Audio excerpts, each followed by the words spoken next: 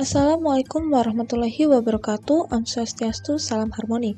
Pada kesempatan kali ini, kelompok kami akan membahas mengenai PAP, yaitu penilaian acuan patokan, kemudian adalah PAN, yaitu penilaian acuan norma, dan KKM, yaitu kriteria ketuntasan minimum dari mata kuliah asesmen dan evaluasi pembelajaran. Sebelum itu, izinkan saya memperkenalkan anggota kelompok yang terdiri dari 2 orang, yaitu yang pertama, saya sendiri, yaitu Safa Ayu Pratama dengan NIM 20110211012. Kemudian, yang kedua yaitu rekan saya, Jovita Amelinda dengan NIM 20110211027. Langsung saja ke materi yang pertama, yaitu pengertian penilaian acuan patokan. Yang pertama dikemukakan oleh Slametto dalam Astrul pada tahun 2014. Penilaian acuan patokan atau PAP adalah penilaian yang mengacu kepada kriteria pencapaian tujuan pembelajaran yang telah dirumuskan sebelumnya. Kemudian, yang kedua yaitu menurut Arifah dan Justisianisa pada tahun 2012. Mereka mengungkapkan bahwa penilaian acuan patokan merupakan penilaian yang menggunakan acuan pada tujuan pembelajaran atau kompetensi yang harus dikuasai oleh siswa, sehingga dapat disimpulkan bahwa penilaian acuan patokan adalah sebuah penilaian yang mengacu kepada kriteria ketercapaian tujuan maupun kompetensi yang ditetapkan sebelumnya. Selanjutnya, tujuan penilaian acuan patokan atau PAP dibagi menjadi 4. Yang pertama yaitu mengukur tujuan atau kompetensi yang ditetapkan sebagai kriteria kelulusan. Kemudian yang kedua yaitu untuk mengetahui apa yang sudah dan belum dikuasai peserta didik. Selanjutnya yang ketiga yaitu meningkatkan kualitas pembelajaran, dan yang keempat adalah menghindari hal-hal yang tidak diinginkan. Kemudian, ciri-ciri penilaian acuan patokan atau PAP. Yang pertama yaitu hasil penilaian yang diperoleh berdasarkan patokan atau kriteria tertentu. Kemudian yang kedua yaitu penilaian bersifat objektif dan absolut sesuai penilai dan kriteria. Kemudian yang ketiga yaitu digunakan untuk menilai ketercapaian dan penguasaan kompetensi tertentu. Selanjutnya yaitu mengenai kelebihan dan kekurangan PAP yang dikemukakan oleh Alfat dan Raharjo pada tahun 2019. Baik, yang pertama kita akan ke kelebihan dari PAP itu sendiri. Yang pertama yaitu hasil belajar dapat terkontrol. Kemudian yang kedua yaitu membantu guru merancang remedi. Kemudian yang ketiga yaitu tidak membutuhkan perhitungan statistik yang rumit. Kemudian yang keempat yaitu dapat mengukur capaian tujuan belajar. Kemudian yang kelima yaitu nilainya bersifat tetap. Selanjutnya yang keenam yaitu hasil penilaian dapat dijadikan umpan balik. Kemudian yang ketujuh yaitu efektif digunakan di kelas dengan materi berupa konsep, dan yang kedelapan adalah mudah menilai karena ada patokan. Selanjutnya, kekurangan dari penilaian acuan patokan yaitu yang pertama, cukup rumit dalam penerapannya. Yang kedua yaitu lebih menekankan pada hasil dibanding proses. Kemudian yang ketiga, peringkat dapat dinyatakan dengan tidak sebenarnya secara positif ataupun negatif. Kemudian yang keempat yaitu terkadang akademis kurang kompeten dan percaya diri untuk membuat penilaian. Kemudian yang kelima yaitu adanya pemikiran bahwa yang berpendidikan tinggi yang mendapat ranking tinggi. Selanjutnya, pedoman penilaian acuan patokan. Menurut Koyan pada tahun 2011 menyatakan dalam bidang pendidikan khususnya bidang pengetahuan dan keterampilan tertentu digunakan pedoman PAP, dan hal tersebut dapat kita lihat pada tabel berikut ini. Apabila seorang peserta didik memiliki presentase penguasaan 90-100%, maka nilai angka yang ia dapatkan adalah 4, sedangkan nilai huruf yang ia dapatkan adalah A dan predikat yang ia dapatkan adalah sangat baik. Begitu pula Selanjutnya kita ke materi yang berikutnya yaitu penilaian acuan norma. Penilaian acuan norma adalah sebuah penilaian yang mengacu kepada norma kelompok untuk mencari kedudukan seseorang peserta didik serta memiliki sifat relatif. Penilaian acuan norma berdasarkan kriteria relatif yakni pada kemampuan kelompok pada umumnya. Tujuan penilaian acuan norma yaitu untuk membedakan peserta didik atas kelompok-kelompok tingkat kemampuan, mulai dari yang terendah sampai dengan yang tertinggi, dan membandingkan dengan rata-rata nilai yang didapatkan seluruh siswa dalam kelompok yang digunakan sebagai penentuan standar kelulusan. Selanjutnya, ciri-ciri penilaian acuan norma.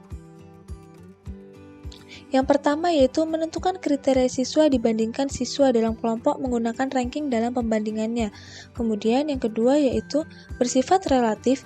Yang ketiga yaitu nilai yang digunakan menggambarkan posisi siswa atau nilai tunggal. Kemudian yang keempat yaitu menggambarkan penguasaan kelompok. Kemudian yang kelima yaitu semua nilai yang didapatkan digunakan sebagai standar kelulusan. Yang keenam yaitu penilaian didasarkan pada distributor skor dengan menggunakan satu rumus. Selanjutnya yaitu kelebihan penilaian acuan norma. Yang pertama yaitu dapat menetapkan nilai secara maksimal. Kemudian yang kedua yaitu dapat digunakan untuk menilai ranah kognitif, afektif, dan psikomotor. Kemudian yang ketiga yaitu dapat membandingkan antar siswa pintar dan kurang pintar. Kemudian yang keempat yaitu kebiasaan berdasarkan referensi norma atau kelompok berpendidikan tinggi. Yang kelima yaitu mendukung kekukuhan akademis dan menggunakan standar. Dan yang keenam yaitu fleksibel. Sedangkan kekurangan penilaian acuan norma yaitu yang pertama, tidak dapat diandalkan mahasiswa yang gagal sekarang mungkin dapat lulus tahun berikutnya. Kemudian yang kedua yaitu sedikit menyebutkan tujuan, kualitas, dan kompetensi pembelajaran. Kemudian yang ketiga yaitu tidak adil karena peringkat tidak hanya bergantung pada ketingkatan prestasi tetapi juga atas prestasi mahasiswa lain. Kemudian yang keempat yaitu dapat melemahkan motivasi siswa. Untuk materi saya selanjutnya akan dipresentasikan oleh rekan saya yaitu Jovita Amelinda. Baik, terima kasih. Di sini saya akan melanjutkan presentasi yaitu pedoman dari penilaian acuan norma. Koyan menyatakan bahwa ada beberapa cara untuk menentukan kedudukan peserta didik dengan penilaian acuan norma, yaitu yang pertama simple rank, yang kedua percentile rank, yang ketiga statistik mean, yang keempat standar deviasi atau SD, yang kelima skor Z, dan yang keenam skor T atau T-score. Cara memperoleh percentile rank melalui simple rank yaitu PR sama dengan N dikurang SR dibagi N dikali 100. Selanjutnya, menggunakan mean atau standar deviasi. Berikut merupakan pedoman konversi penilaian acuan norma dengan skala 3, yang terdiri dari kelompok atas, kelompok tengah, dan kelompok bawah. Selanjutnya, menurut Koyan, untuk skor Z-score dan T-score dicari melalui rumus berikut. Z-score sama dengan X dikurang M dibagi SD. Sedangkan T-score yaitu 50 ditambah 10Z atau 50 ditambah 10 dikali X dikurang M dibagi SD. Materi selanjutnya yaitu kriteria ketuntasan minimal atau KKM. Menurut Prayitno pada tahun 2013, kriteria ketuntasan minimal atau KKM merupakan acuan untuk menetapkan seseorang peserta didik atau siswa secara minimal memenuhi persyaratan atas materi pelajaran tertentu. Jadi, KKM merupakan kriteria penilaian paling rendah yang digunakan untuk menetapkan seseorang peserta didik atau siswa secara minimal memenuhi persyaratan atas materi pelajaran tertentu. KKM ini ditentukan oleh satuan pendidikan pada awal tahun pembelajaran. Selanjutnya yaitu fungsi KKM oleh Direktorat Pendidikan Agama Islam, Direktorat Jenderal Pendidikan Islam pada tahun 2012, yaitu yang pertama, sebagai acuan bagi pendidik dalam menilai kompetensi peserta didik sesuai dengan kompetensi dasar mata pelajaran yang diikuti. Yang kedua, sebagai acuan bagi peserta didik dalam menyiapkan diri mengikuti penilaian mata pelajaran. Yang ketiga, dapat digunakan sebagai bagian komponen dalam melakukan evaluasi program pembelajaran yang dilaksanakan di sekolah. Yang keempat, merupakan kontrak pedagogik antara pendidik dengan peserta didik dan satuan pendidikan dengan masyarakat. Yang kelima yaitu merupakan target satuan pendidikan dalam pencapaian kompetensi setiap mata pelajaran. Selanjutnya yaitu prinsip penetapan kriteria ketuntasan minimal atau KKM. Yang pertama yaitu penetapan KKM merupakan kegiatan pengambilan keputusan yang dapat dilakukan melalui metode kualitatif atau kuantitatif. Yang kedua, penetapan nilai kriteria ketuntasan minimal dilakukan melalui analisis ketuntasan belajar minimal pada setiap indikator. Yang ketiga yaitu peserta didik dinyatakan telah mencapai KKM untuk kompetensi dasar tertentu apabila yang siswa bersangkutan telah mencapai ketuntasan belajar minimal yang telah ditetapkan untuk seluruh indikator pada kompetensi dasar tertentu. Dan yang keempat yaitu kriteria ketuntasan minimal setiap standar kompetensi atau SK merupakan rata-rata KKM kompetensi dasar atau KD yang terdapat dalam SK tersebut. Prinsip penetapan kriteria ketuntasan minimal selanjutnya yaitu kriteria ketuntasan minimal mata pelajaran merupakan rata-rata dari semua KKM SK yang terdapat dalam satu semester atau 1 tahun pembelajaran dan dicantumkan dalam laporan hasil belajar atau LHB atau rapot peserta didik. Selanjutnya yaitu indikator merupakan acuan atau rujukan bagi pendidik untuk membuat soal-soal ulangan, baik soal ulangan harian, ulangan tengah semester, maupun ulangan akhir semester. Dan yang ketujuh yaitu pada setiap indikator atau kompetensi dasar dimungkinkan adanya perbedaan nilai ketuntasan minimal. Selanjutnya yaitu langkah-langkah penetapan KKM. Yang pertama yaitu guru atau kelompok guru menetapkan KKM mata pelajaran dengan mempertimbangkan 3 aspek kriteria yaitu kompleksitas, daya dukung, dan intek peserta didik. Yang kedua yaitu hasil penetapan KKM mata pelajaran disahkan oleh kepala sekolah untuk dijadikan patokan guru dalam melakukan penilaian.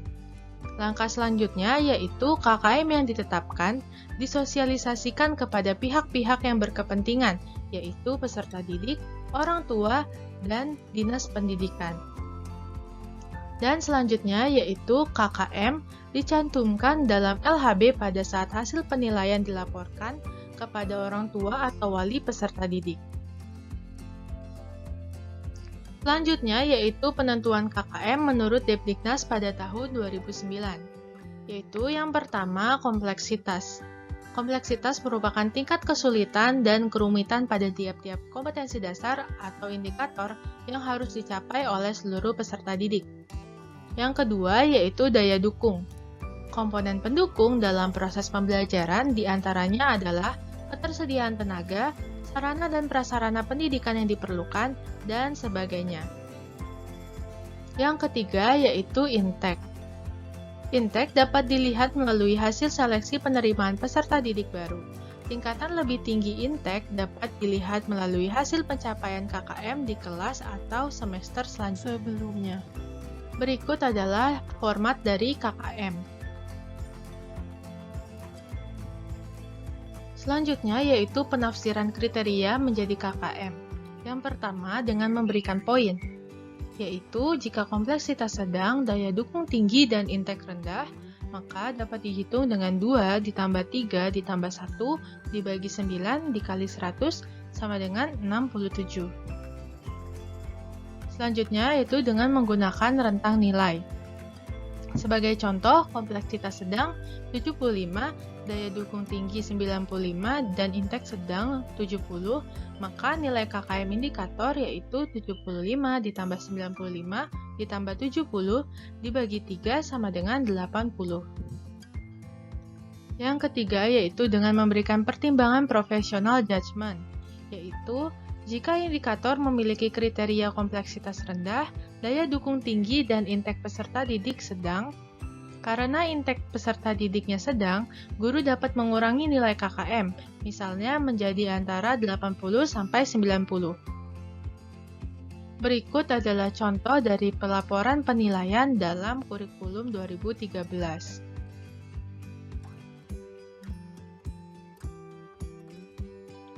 Sekian materi yang dapat kelompok kami sampaikan, kurang lebihnya mohon maaf. Akhir kata kami ucapkan terima kasih.